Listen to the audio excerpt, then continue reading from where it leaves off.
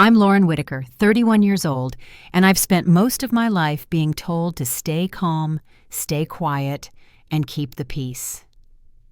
The last time my family saw me was in a courtroom where my stepbrother's grin finally disappeared.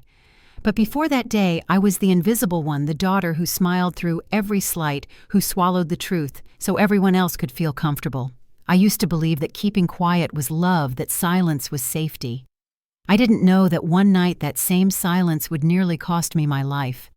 Before I go any further, tell me where you're listening from in the comments and hit that like button if you've ever had to find your voice in a family that preferred you silent. From the outside, we looked like the kind of family you'd see in a holiday commercial. White porch columns, manicured lawn, the smell of cinnamon at Christmas. My mother, Deborah, built that image from the ground up. She believed appearances were proof of happiness. Every photograph had to look effortless, every dinner conversation polite, every smile rehearsed. My stepfather Howard went along with it because he hated tension more than he loved truth. And then there was Eric, 2 years older than me, loud, confident, always the star of the show. At family gatherings, Mom would beam at him like he was a walking achievement. Eric just got promoted again, she'd say, as if his job in sales made him a pioneer. He'd raise his glass and soak up the praise while I sat across the table quietly cutting my chicken, waiting for someone to notice that I existed too. When I mentioned finishing a federal certification, a program that only a handful of analysts passed, Howard smiled vaguely and told me how safe my government job sounded. Safe. That was the word people used when they didn't understand the weight of what I did for a living. In my world, safety came from precision and discipline. I spent my nights in sealed rooms reviewing encrypted data tracing patterns that could stop real threats. But at home, none of that mattered. I could analyze foreign operatives for a living, yet somehow I couldn't decode the distance between my mother and me. Deborah saw my steadiness as dullness, my composure as arrogance. "Lauren, you think too much," she'd say, waving her hand as if I were a child with too many questions. "Just relax and enjoy life." What she meant was, stop disturbing the picture she'd worked so hard to frame. Our house was full of rules that were never written down, but always understood. Eric could show up late hungover and still be the guest of honor. If I arrived 5 minutes behind schedule, I'd get a lecture about respect and responsibility. When he bragged about closing another deal, she'd laugh until her mascara smudged. When I shared that my analysis had helped prevent a national security breach, she'd tell me not to make everything sound so dramatic. That word dramatic stuck to me like a scar that refused to fade. I learned early how to disappear in plain sight, to speak softly so no one would call me difficult, to nod along when the truth pressed against my teeth. The more I stayed silent, the easier it became for them to pretend I was fine. And for a long time, I believed that invisibility was a kind of strength, that maybe being the calm one made me better than the chaos around me. But peace built on pretense isn't peace at all. It's paralysis dressed up as family harmony. I remember one summer evening that captured everything wrong with us. The sun was low, the backyard glowing gold. Eric stood by the grill, beer in hand, retelling the same story about his promotion for the 3rd time. My mother's laughter rang out sharp and bright while the air filled with the smell of smoke and salt. When I mentioned that my unit had intercepted a threat overseas, she smiled that thin smile of hers and said, "You always make things sound so intense. Just enjoy the party." I looked at her, then the woman who raised me to believe that keeping quiet was kindness, and I realized she didn't hear me at all. That night, after everyone went to bed, I sat on the back porch with a cup of coffee gone cold. Fireflies blinked over the grass, and the hum of crickets filled the silence. I thought about how my job demanded vigilance and truth, while my home demanded ignorance and calm. Somewhere in that quiet, something in me began to harden. It wasn't anger exactly, it was resolve, the quiet kind that doesn't show until it has to. I didn't know it then, but the next time my mother called me dramatic, she'd be saying it in a police station, not a dining room. And by then, her perfect family portrait would already be cracking down the middle. The weeks after that summer barbecue felt strangely hollow, like the air in our house had gone stale. My mother carried on as if nothing had happened. still smiling for neighbors, still fussing over flower arrangements on the front porch. Eric came by more often each visit, followed by the sharp scent of whiskey and the sound of my mother's laughter echoing through the halls. I stayed quiet as usual. Silence had always been the family's currency, and I'd learned how to pay my share. At work, I lived a different kind of silence, the kind that meant security and focus. My office was windowless and cold, its walls lined with monitors and encrypted lines that hummed like restless bees. There I was respected. My reports mattered. The people around me listened when I spoke. Dr. Melissa Crane, my closest colleague, used to joke that I had the patience of a machine. "You read the world like code," she said, once tapping a finger against my stack of classified printouts. "But even code breaks if you overload it." I smiled politely, not realizing how right she'd turn out to be. One Thursday evening, I left the agency after midnight. The parking lot was quiet, except for the steady hum of the security lights. My badge hung heavy around my neck, still warm from the day's work. I remember sitting in my car for a few minutes, watching my reflection in the windshield, wondering why the person who carried national security clearances couldn't seem to hold her own mother's respect. When I pulled into the driveway, the house lights were still on. Inside, laughter rolled through the open windows. I paused at the door, my hand on the knob, and thought about driving away. But I went in anyway. Eric was leaning against the kitchen counter, his tie-loose eyes glassy. My mother sat at the table, half a glass of wine in front of her, nodding to whatever story he was telling. "Lori," Eric said, voice too loud. "We were just talking about you." Mom smiled, her lipstick smudged slightly. "Your brother's had a wonderful week at work. Closed a huge deal." I nodded, setting my keys down. "That's great." She tilted her head. "You should smile more when you say that." Her tone was sweet, but her eyes were sharp. I opened the fridge, pretending not to hear. Eric followed me, holding his drink loosely. "So still hiding behind your little desk job," he said, chuckling. "Mom says you're always alone in that apartment. You should get out more, meet someone, live a little." I turned toward him, keeping my voice even. "You've had enough, Eric. Go home." My mother sighed. "Lauren, don't start. He's just teasing." He grinned wider. "See, she's always so serious. Can't even take a joke." The conversation went in circles the way it always did, and I found myself standing there watching their shared laughter wash over me like static, realizing I'd become a stranger in my own kitchen. That night, I couldn't sleep. The walls felt too close, the silence too sharp. I got up and sat on the porch again, coffee mug warming my hands. Across the yard, the neighbor's light flicked on, then off, and the crickets picked up where they left off. I thought about how I'd been trained to notice small shifts, patterns, timing, tone, and how blind I'd been to my own. My mother's laughter, once soft, now carried a note of pity. Eric's jokes had grown darker, edged with something meaner, and I'd mistaken them both for normal. A few days later, Melissa stopped by my office door. "You all right?" she asked. "You look like you haven't slept." I shrugged. "Family stuff." She gave a knowing nod. "You can't fix people who don't see they're broken." I almost laughed. In my line of work, fixing people wasn't the goal, preventing disaster was. But she wasn't wrong. I'd spent my whole life trying to keep my family from falling apart. Maybe it was never my job to hold them together in the first place. That Saturday, Deborah hosted one of her small dinners. Candlelight cloth napkins, the smell of rosemary chicken filling the house. The guests were friends from her church people who thought the Whitakers were a perfect family. I helped carry plates to the table, listening as Mom told them how proud she was of Eric's big promotion. When one of the guests turned to me and asked what I did, Deborah interrupted.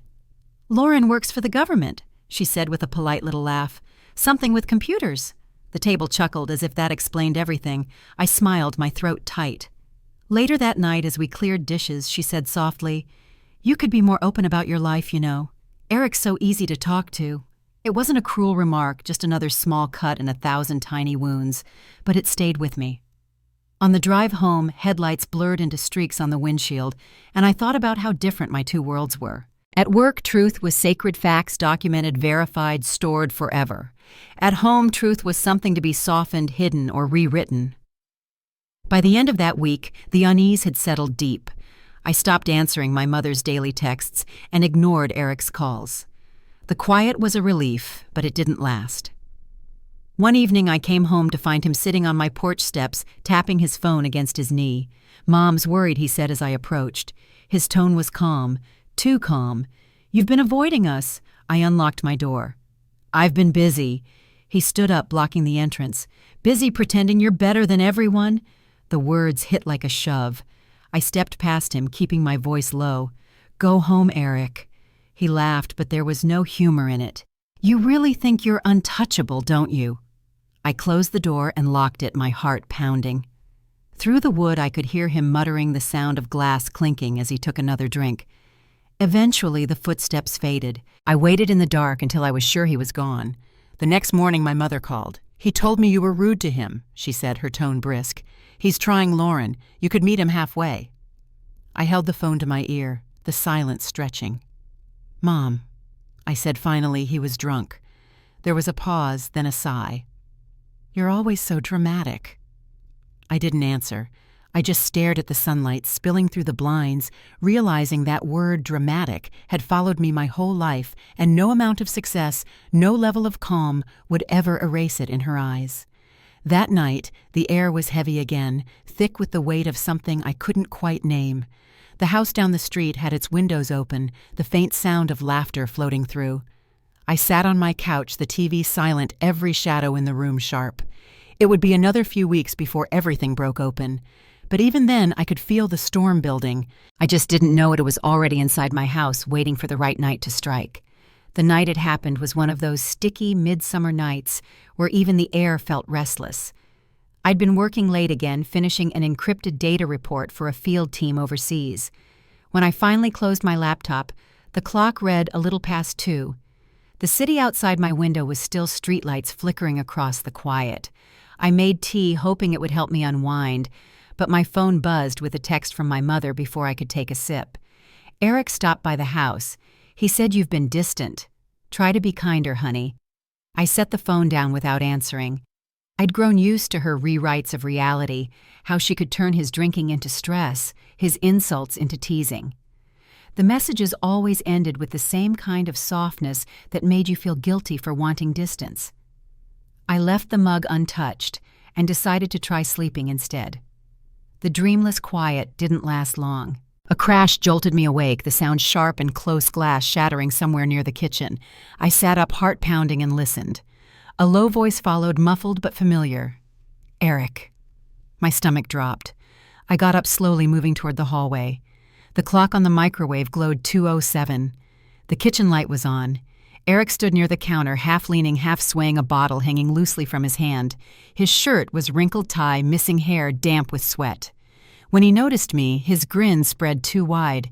"Hey, little sister." "Couldn't sleep either." My voice came out steady, but my hands weren't. "You shouldn't be here." He raised the bottle like a toast. "Mom gave me the key. Said I should check on you." His words slurred slightly. "You think you're too good for us now? All that government nonsense? You think it makes you special?" I took a step back, keeping my tone calm. "Eric, you need to go home. You're drunk." He laughed, a dry, mean sound. "You sound just like her when she's disappointed. Funny, though, she's never disappointed in me." The words stung, though I'd heard them 100 times in different forms. He moved closer, his voice dropping lower. "You know what Mom says? She says you hide behind work because nobody actually wants you around." My pulse thudded in my ears. I turned toward the sink, reaching for a towel, something to focus on besides his voice. "I'm not doing this," I said quietly. That's when I heard it, the scrape of a drawer, opening the metallic clang of utensils shifting. When I turned, he was holding a screwdriver. The look in his eyes wasn't playful anymore. It was narrow, fixed, something I didn't recognize. "Eric," I said, keeping my distance, put it down. He tilted his head, smiling in that crooked way of his. "You're so dramatic." The next moment happened faster than breath. He lunged forward, and a flash of white pain tore through my shoulder. I fell backward, the air leaving my lungs all at once. The floor was cold under my palms, the tile slick. My mind couldn't keep up with what my body already knew. I pressed my hand to the wound, feeling warmth spreading through the fabric. Somewhere above me, I heard laughter. My mother's voice, light and dismissive, floated from the living room. "Eric, for God's sake." She probably tripped. I wanted to call out to tell her I hadn't, but the words wouldn't come. Everything blurred, the kitchen light, the sound of his breathing, the weight in my chest. I remember looking up at the ceiling and thinking how quiet the world could be when you finally stopped expecting anyone to help. The next clear thing was the hospital light white too bright humming overhead. The steady beep of machines marked time I couldn't feel. My arm was heavy, wrapped in gauze. For a second, I thought maybe I'd dreamed it all until I heard her voice again. "Oh, thank God you're awake," my mother said. She was sitting neatly by the bed, her hands folded in her lap, like she was at a church pew. Howard stood behind her, his expression a blend of worry and avoidance. "You gave us such a scare, honey," she said. "You tripped and fell on the toolbox. Eric feels awful about it." I blinked, trying to process her words. "I fell." She nodded quickly. "You know how clumsy you get when you're tired. No one's blaming you." The room felt smaller with every word. I could still see the screwdrivers, still hear the laughter, and now they wanted me to pretend none of it had happened. Howard stepped closer. "You should rest. We'll bring you clothes later." I forced myself to nod. "Could I have a minute?" My mother smiled, relieved. "Of course, sweetheart." They left without another word, closing the door behind them. The second the latch clicked, I let out the breath I'd been holding. My hand trembled as I reached for the phone on the tray beside me. The black screen reflected my face, pale, sharp, unrecognizable. I unlocked it, opened the secured communication line my agency required us to keep, and spoke clearly into the receiver. "This is Analyst Lauren Whitaker, reporting an assault on a federal employee and activation of duress protocol." The operator on the other end confirmed, her voice crisp and detached. "Duress code received. Incident file initiated at 0207 hours. When the call ended, I felt an unfamiliar stillness. Not peace exactly, just precision. The kind of focus that came when fear gave up its place to purpose. Hours later, the hospital door opened again, but it wasn't my mother this time. A woman in a navy suit stepped in her posture, straight eyes sharp behind wire-rimmed glasses. "Ms. Whitaker." "I'm Anna Reyes, legal liaison for the agency." She set a folder on the tray, flipping it open. "Your report triggered an automatic wellness response. The paramedics found you conscious with a penetrating wound. Everything has been documented." I nodded, my throat dry. "They think this is a family matter." Her lips curved faintly. "Then we'll show them it isn't." She gathered her notes ready to leave, then paused. "You did the right thing, Lauren." When she left, I sat back against the pillows, the pain in my shoulder sharp with every breath. Outside the window, dawn was breaking soft light, bleeding into the room. For the first time, I didn't feel like the quiet daughter or the problem solver. I felt like someone who had stopped asking for permission to be believed. And somewhere in the hallway, I thought I heard my mother's voice again, low, anxious, rehearsed.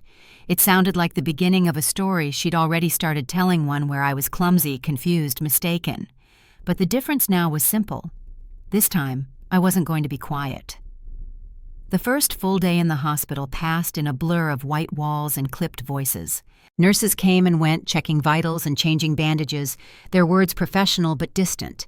The pain in my shoulder pulsed with every heartbeat, but what unsettled me most was the silence that followed each visit, how quickly the door closed and the world went still again. My phone buzzed periodically on the tray beside me. Missed calls mostly from my mother, a few from Howard. I didn't answer. Each time I watched the screen light up, imagining her sitting at home rehearsing whatever version of the story she planned to tell next. I knew how it would go. The poor daughter, the misunderstanding, the accident that wasn't anyone's fault. She had always been fluent in denial. By mid-afternoon, Anna returned. She moved with a kind of quiet authority that made people step aside without realizing they'd done it. She greeted me with a nod and a file already in her hand. "You'll be discharged tomorrow," she said. "We've secured a temporary protective order while the investigation is reviewed." I watched her uncap her pen, her movements steady, deliberate. "They still think this is a domestic issue." "Not anymore," she replied. "The duress activation classified it as a workplace-related incident. Federal employees fall under a different jurisdiction. That gives us leverage. It wasn't comfort exactly, but it was structure, something solid to hold on to after the chaos." She outlined the process carefully, interviews, documentation, court filings. I listened, memorizing every word. It was easier than thinking about home. When she left the room, felt larger but emptier. I tried reading the book the nurse had left on the table, but my mind kept drifting. The clock ticked softly. Somewhere down the hall, a monitor beeped, then fell quiet again. I closed my eyes and thought about Melissa. She had texted that morning, saw the internal memo. "Proud of you for reporting it." The message was short, but it grounded me. In her world, acknowledgement didn't need embellishment. That evening, just before sunset, the door opened again. My mother stepped in without knocking, holding a grocery store bouquet, pink carnations wrapped too tightly in cellophane. Her smile was practiced, bright and brittle. "I brought you some flowers," she said. The room felt so empty. I said nothing, just watched as she fussed with the vase on the counter. The silence pressed between us like glass. Finally, she turned toward me, smoothing her skirt. "You look better than I expected," she said. "The doctor said you'll be fine." "Thank God." I nodded slightly. "Where's Eric?" "At home," she answered too quickly. "He's been sick over this. He can't believe what happened. None of us can." She hesitated, studying my face. "Lauren, you know he didn't mean it. He just lost control for a second. You startled him." Her words landed softly, but they carried the same sting they always had, the suggestion that my pain was inconvenient, that it was easier to rewrite the story than live in the truth. I shifted slightly, wincing as my shoulder pulled. "He had a weapon, Mom. I didn't startle him." She blinked, her smile faltering. "Sweetheart, don't use words like that. It sounds so harsh. You know how people talk." I turned my gaze toward the window. The sunlight was fading, leaving streaks of orange across the glass. "You should go," I said quietly. "I need to rest." Her mouth tightened. "I'm just trying to make this right." I didn't answer. After a few seconds, she sighed, gathered her purse, and walked out. The door closed behind her with a soft click that felt final. That night, I couldn't sleep. Every sound pulled me back to the kitchen, the scrape of the drawer, the sharp smell of whiskey, the cold tile under my hands. I stared at the ceiling until the lights blurred, and somewhere between pain and exhaustion, I made a decision. If my mother wanted to protect Eric, she could. But I would protect myself properly by the book, without apology. The next morning, Anna arrived again, this time with another agent from the legal division. He introduced himself as Michael Harris, a quiet man with tired eyes who looked like he hadn't slept in a week. "We'll handle the evidence chain," he said, setting a sealed envelope on the counter. "Photographs, medical reports, and your statement have been logged. Once you're cleared to leave, we'll transport you to a safe location for the night." I nodded, my voice steady. "I want to see this through." He gave a small, approving nod. "Good. Most people don't." By the time I was discharged, the hallways outside buzzed with weekend activity orderlies chatting, gurneys rolling past, the smell of coffee and antiseptic filling the air. I walked slowly, favoring my right arm while Anna matched her pace to mine. Outside, a black sedan waited at the curb. During the drive, the city passed by in a blur of motion and color. We didn't talk much. The silence between us wasn't uncomfortable. It was focused. When we reached the temporary apartment, she handed me a small keycard. "Security team will check in every 4 hours," she said. "Don't respond to your family's calls for now. Let everything go through the agency." I nodded. "Thank you." She gave a faint smile. "You're used to managing things alone. Try not to this time." Then she left. That evening, I sat by the window watching the lights of the city stretch into the distance. The scar on my shoulder ached under the bandage, a dull reminder of what had happened. I opened my laptop and began drafting the official timeline, minute by minute, statement by statement. It was clinical, detached, but it gave me control again. Around midnight, my phone buzzed with another message from my mother. "Please call me. We need to talk before things get worse."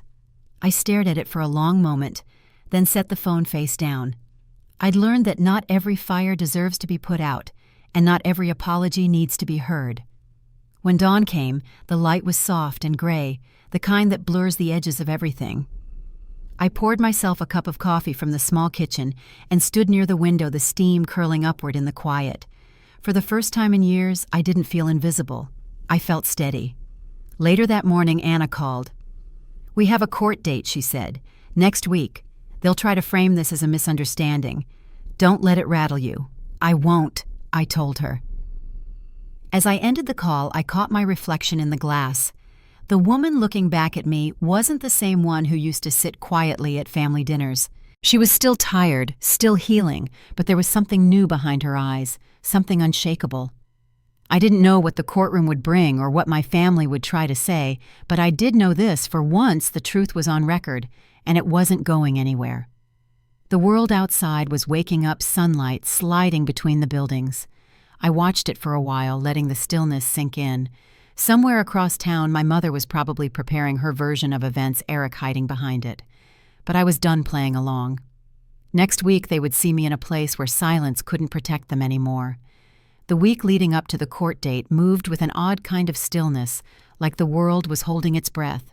I stayed in the agency's safe apartment, a quiet corner of the city where even the walls seemed to keep secrets. Each morning began the same way: a security check, a briefing from Anna, and then long hours of waiting. The waiting was harder than I expected. Action I could handle. Silence was trickier. Anna visited almost daily. She was calm but relentless, walking me through testimony prep potential, cross-examination questions, and the exact phrasing I should use to describe the assault. "We don't dramatize, we document," she'd said once, underlining the phrase in her notes. It reminded me of the precision my work required, and in some strange way, that steadiness gave me comfort. The night before the hearing, I couldn't sleep. I sat at the small kitchen table, my laptop open to the federal database where I used to file security reports. For a moment, I hovered over the keys, tempted to lose myself in the kind of work that had always made sense. But this wasn't something I could bury in code or protocol. My hands trembled slightly as I shut the lid and stared at the quiet apartment around me. The next morning, Anna arrived right on time. She looked like she always did. Sleek, dark suit hair pinned neatly, eyes sharp behind clear glasses. "You ready?" she asked. "As I'll ever be." She gave a small approving nod. "Good. You've done the hard part already. Tomorrow is just procedure." At the courthouse, the smell of old wood and coffee filled the air. Everything felt heavier there, every footstep, every whisper. We walked through the hall, past families waiting for hearings, attorneys clutching briefcases, and the faint hum of fluorescent lights that never seemed to stop buzzing. Inside the courtroom, the seats were arranged in neat, unforgiving rows. My side of the room felt nearly empty. Across the aisle sat my family. My mother wore pale pink, her hair perfectly styled, the kind of presentation she used as armor. Howard sat stiffly beside her, his expression unreadable. Eric looked like a man rehearsing for sympathy, clean-shaven pressed shirt, that practiced half-smile he used when he wanted people to trust him. When his eyes met mine, something flickered there. Maybe nerves, maybe arrogance, but it vanished quickly. Anna leaned slightly toward me. "Don't look at them when they speak," she murmured. "You're not here to react." I nodded. The judge entered a few minutes later, his presence enough to quiet the room. The hearing began with Eric's attorney, a local man with slicked-back hair and a tone too polished to be sincere. He addressed the court as though we were all sitting through a family disagreement. "Your Honor," he said, "this case has been inflated far beyond reason. Ms. Whitaker has a history of emotional exaggeration. Even her own mother can attest to that." I didn't move, but the words landed like small cuts. Out of the corner of my eye, I saw my mother nod subtly. The attorney continued weaving a story about misunderstanding and sibling tension. "This was not an attack," he said, raising his hand as if swearing an oath. "It was an unfortunate accident during a late-night argument." When he finished, the judge's expression didn't change, but I saw the faint crease form between his brows. He turned to Anna. Counselor Anna stood, her voice measured and steady. "Your Honor, we have official documentation from the State Department's Security Division confirming a Level 4 duress activation at the time of the incident. The activation automatically initiated federal response protocols and an evidence collection process." She walked toward the bench, handing over a sealed folder marked with the agency's crest. The judge broke the seal, carefully scanning the first page. The silence that followed was almost tangible. You could hear the soft rustle of paper as he turned the next sheet, then another. His expression shifted first to confusion, then disbelief, and finally to something closer to anger. He looked up. This report states that Ms. Whitaker transmitted a distress signal at exactly 2:07 a.m. 07. The system logged her location and dispatched emergency personnel who found her conscious but injured. The weapon in question, a Phillips screwdriver, was recovered at the scene with both the victim's and the defendant's DNA present. The room went still. Eric's attorney started to speak, but the judge lifted a hand to stop him. "Sit down, counselor." My mother's breath caught audibly. I could feel her gaze on me, but I didn't look her way. Anna remained at the table, her posture composed, her pen resting neatly beside her notes. The judge continued reading aloud portions of the file, the blood analysis, the toxicology report, the time-stamped communication records. Each fact landed like the sound of a door closing one after another, sealing every exit my family might have used to twist the truth. When he finally looked up again, his voice was low but firm. "Mr. Whitaker, do you wish to amend your statement?" Eric shifted in his seat, the practiced calm starting to crack. "Your Honor, it wasn't like that," he stammered. "Not like the documented evidence the judge asked." His tone was neutral but cold. "Or not like you expected this court to know?" My mother rose halfway, her voice trembling. "Your Honor, this is all a misunderstanding. My daughter has always been—" The judge stopped her with a raised hand. "Mrs. Whitaker, please sit down." She obeyed slowly, sinking back into her seat. The silence that followed felt heavy enough to press against the air. Anna's voice was quiet when she spoke next. "Your Honor, the petitioner is not seeking financial damages. She simply requests acknowledgement of the truth and a permanent restraining order for her safety."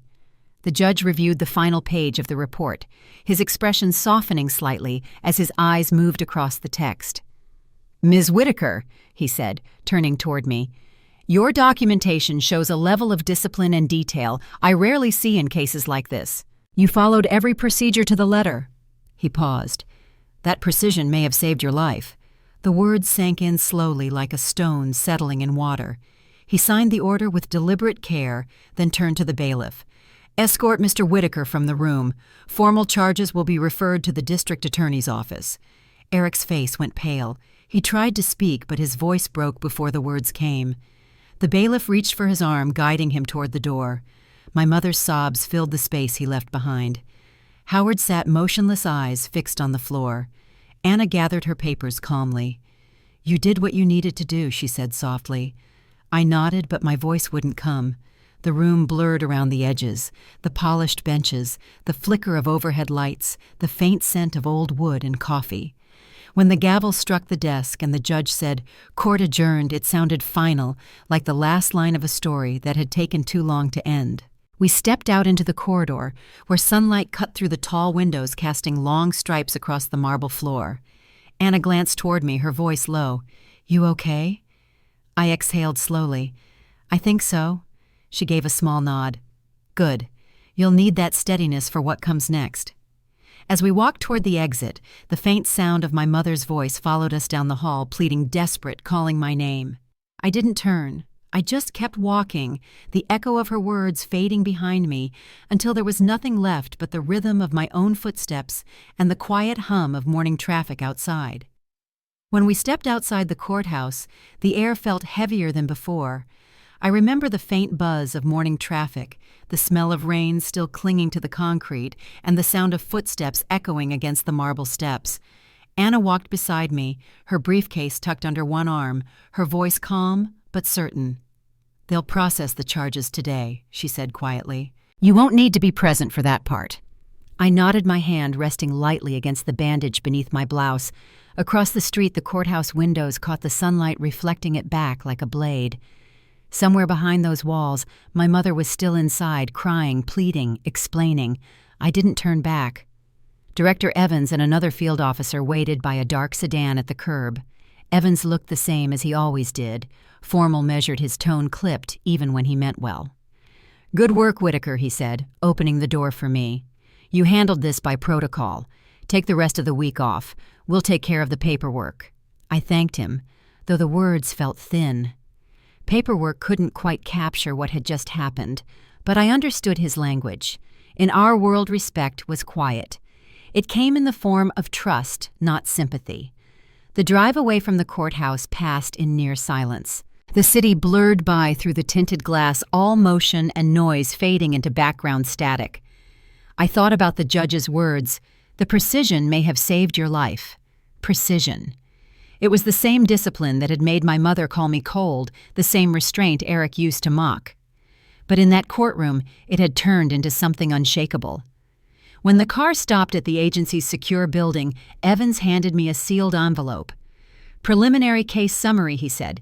"You'll get the full report once the district attorney signs off. For now, stay off personal communication. We'll keep all contact through official channels."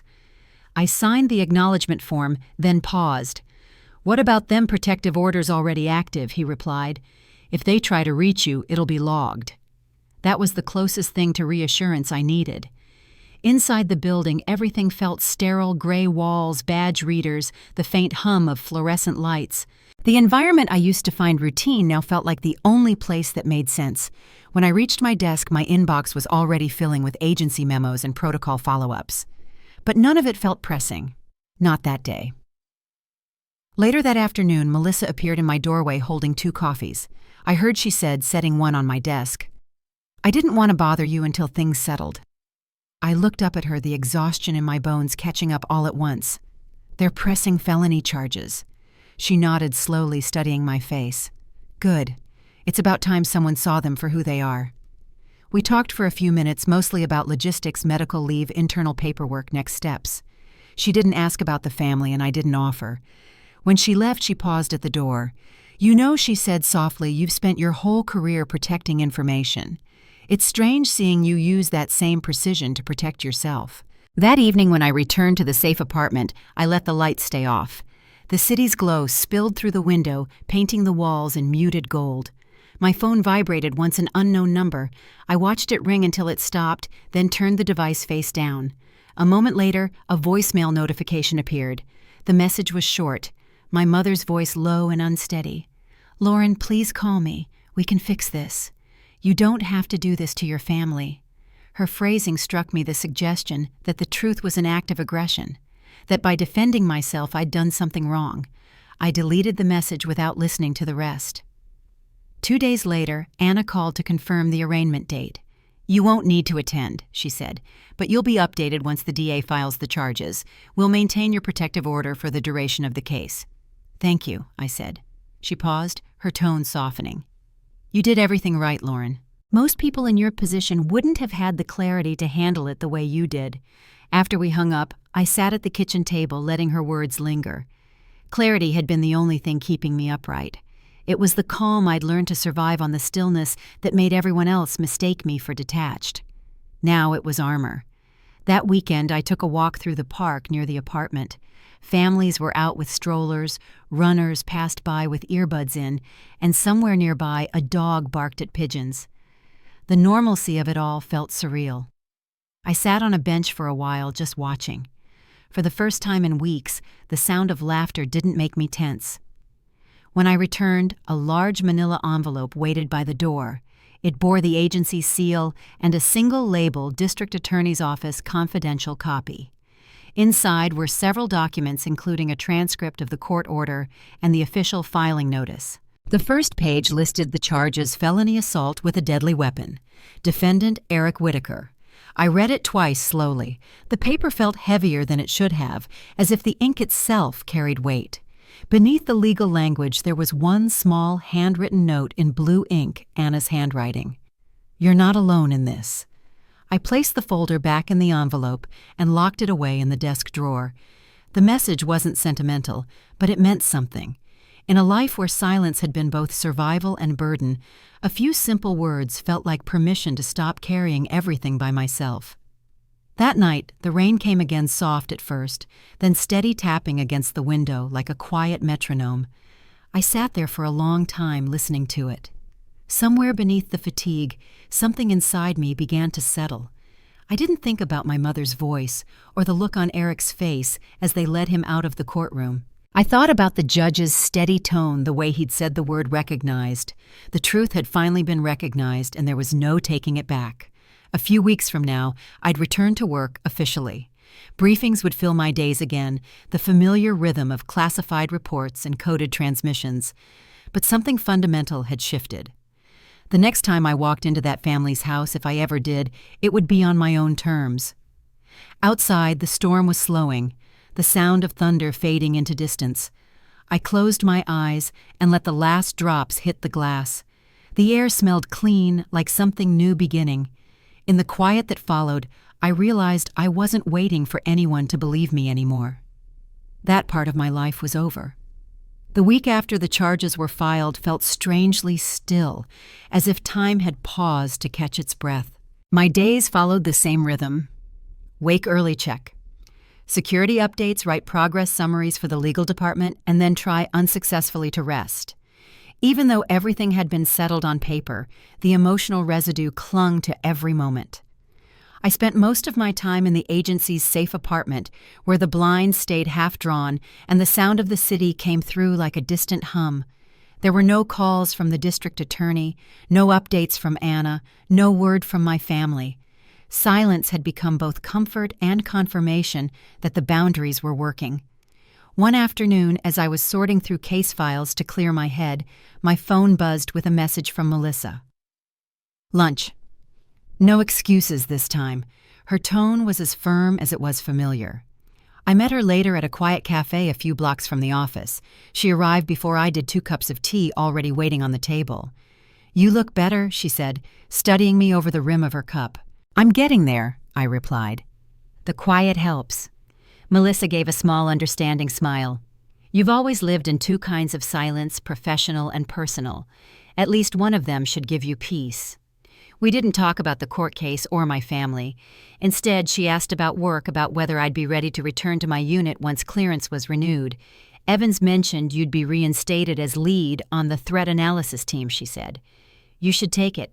The offer caught me off guard." "Already?" She shrugged lightly. "He said you were due for that promotion long before any of this happened. Maybe it's his way of giving you back control." The conversation lingered in my mind long after lunch ended. For the first time in months, the future felt like something I could shape instead of survive. A few days later, Anna called. The DA's office just confirmed, she said. Eric pled guilty to felony assault as part of a negotiated sentence, 3 years probation, no contact order, mandatory treatment. I listened quietly. "So it's final." "It is," she said. "No appeals, no loopholes. You won't have to see him again." I thanked her. She hesitated for a moment before adding, "Lauren, not everyone has the courage to hold their ground this long. You've done something rare. You've made the truth unarguable." After the call, I sat by the window for a long time watching the afternoon light stretch across the street. The city looked the same as it always did, cars passing, people walking, but something in me had shifted. The noise no longer felt like intrusion. It felt like proof that life moved forward whether people believed your story or not. That evening I received another message, this one from an unknown number. I opened it carefully, half expecting another wrong number or an automated alert. Instead, it was my mother. "I don't know how to fix this," she wrote. "Your brother is struggling. Please talk to me." The words sat on the screen, cold and familiar. There was no acknowledgement of what she'd done, only concern for the son she'd spent her life protecting. I didn't respond. Instead, I placed the phone face down on the table, letting the vibration fade as another message arrived. 2 days passed before I heard from Anna again. "The final documentation is ready for release," she said. "Would you like to pick it up in person?" "Yes," I told her. "I think I should." At the agency's office, she handed me a sealed envelope with the official crest printed across the top. "This is your certified copy," she said. "Keep it for your records. It closes the file on our end." When I stepped into the elevator afterward, the folder felt heavier than its weight. I opened it briefly, just enough to read the final line stamped at the bottom, "Case concluded. Permanent restraining order granted." For the first time, there was no lingering fear beneath the relief, only quiet. That weekend, I decided to visit my old apartment to pack the last few things I'd left behind. The air inside smelled faintly of dust and rain. My plants, long dried and brittle, leaned toward the window where sunlight pooled in patches across the floor. As I gathered the last of my belongings, I found a framed photo tucked behind a stack of old files my mother Eric and me standing in the backyard one summer. I looked at the image for a moment, then set it face down in the box. Some things didn't need to make the move forward. The next morning, I returned to the agency. Evans was waiting in the conference room, his usual neat stack of folders arranged precisely in front of him. "You ready to come back?" he asked. "I am," I said. He nodded once. "Good. The new team's already been briefed. You'll lead threat analysis starting Monday. I've assigned Crane as your deputy." Melissa, sitting at the far end of the table, gave me a small grin. "Told you it would happen," she whispered. Evans continued, his tone even. "We all saw how you handled yourself these past months. You didn't compromise your integrity, not once. That matters here." When the meeting ended, I lingered for a moment in the doorway. The hum of conversation from the other offices sounded like home again. The sense of order, of purpose, steadied something deep inside me. That night, I stood on the balcony of the safe apartment one last time. The skyline stretched wide before me, windows glowing against the dark. The wind carried the faint scent of rain again, just like the night everything began. I thought about the way my mother's laughter had once filled a house that no longer felt like mine, the way Eric's voice had turned from teasing to venom, and how easily silence had covered every wound. For years I'd mistaken peace for absence of conflict. Now I understood peace came only after truth had been spoken aloud, and allowed to stand on its own. I closed my eyes and breathed in the city air, letting it steady me. Somewhere far off, a siren wailed and faded, replaced by the quiet pulse of traffic. It was the sound of a world that kept moving, indifferent but alive. Inside my phone buzzed one last time. Another message from my mother. "We love you. Please don't shut us out forever." I didn't answer. I archived it instead, filing it away the same way I'd learned to store evidence, unemotional, permanent, and separate from the life I was building. Tomorrow, I'd walk into my new office, shake hands with my team, and begin again. The case was closed, the silence finally mine to keep or to break. As I turned off the light, the city shimmered beyond the window, a reminder that endings weren't always loud. Sometimes justice arrived in the quietest way possible through the simple act of moving forward. A year passed before I realized how much distance I'd quietly built between my old life and the one I lived now. Some days it felt like I was still standing on that courthouse step, breathing in the first air that didn't belong to them. Other days the memories slipped in softly, like the echo of a voice I'd already outgrown. The agency had promoted me by then. My office overlooked the city walls lined with reports and muted screens that glowed long after sunset. My title read, Team Lead Clandestine Threat Analysis. It still startled me sometimes, the simplicity of it, how a few words on a door could represent so much survival. My team was small but sharp, the kind of people who never wasted words. We worked well together, quietly, efficiently. In that space, silence finally meant respect, not dismissal. Melissa stopped by most mornings with her usual black coffee and dry humor. "You know," she said one day, "you're less careful with your words now. It suits you." I smiled at that. She didn't mean careless, she meant unafraid. Outside of work, life had taken on a rhythm I could recognize as my own. I rented a small townhouse near the water where the evenings smelled faintly of salt and rain. Some weekends I drove out to the coast just to sit by the shoreline with a book I never managed to finish. The quiet there was different from the kind I'd grown up with. It wasn't about keeping peace or hiding pain. It was full, alive, forgiving. Then one afternoon, a new message appeared in my inbox. It was from my mother. The subject line read, simply, "I'm sorry." For a long moment, I just stared at it. Her words filled the preview window, apologies, explanations, memories rewritten again to make sense of her choices. I read it once slowly from beginning to end. She said she hoped we could meet just for coffee, that Eric was in counseling now, that she missed her daughter. I thought about replying. My fingers even hovered over the keyboard. But then I saw the scar on my shoulder reflected in the laptop screen, faint but permanent. I closed the message and archived it with the others. Forgiveness didn't always mean reopening the door. Sometimes it just meant choosing not to carry the weight anymore. That night, I walked through the city after work. The air was crisp, the kind that wakes you up after a long day indoors. I passed the courthouse on my way home, the same steps where everything had turned. For a moment I stopped and looked at the tall windows glinting under the streetlights. The memory didn't sting this time.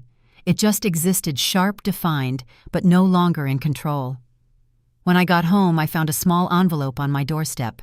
No name, no return address. Inside was a simple thank you card.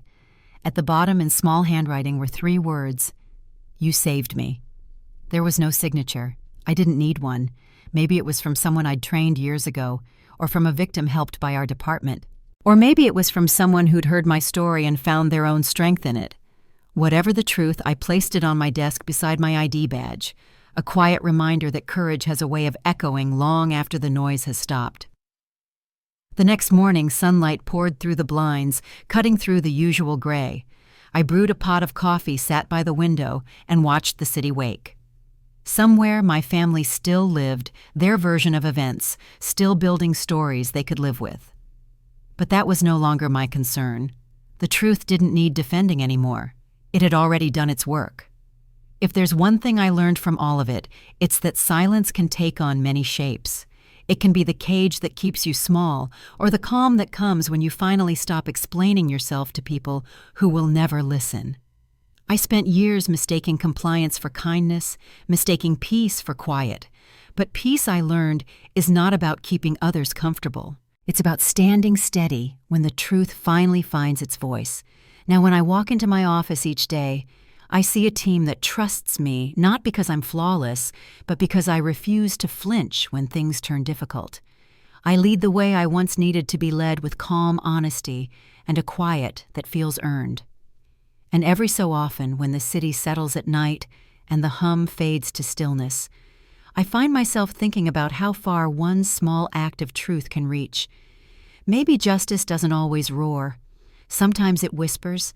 Sometimes it simply waits for you to be ready to hear it. If you've ever been told to stay quiet when your truth mattered most, I hope this story reminds you that your voice still counts. And if it does, share it, because someone out there might need to hear it too.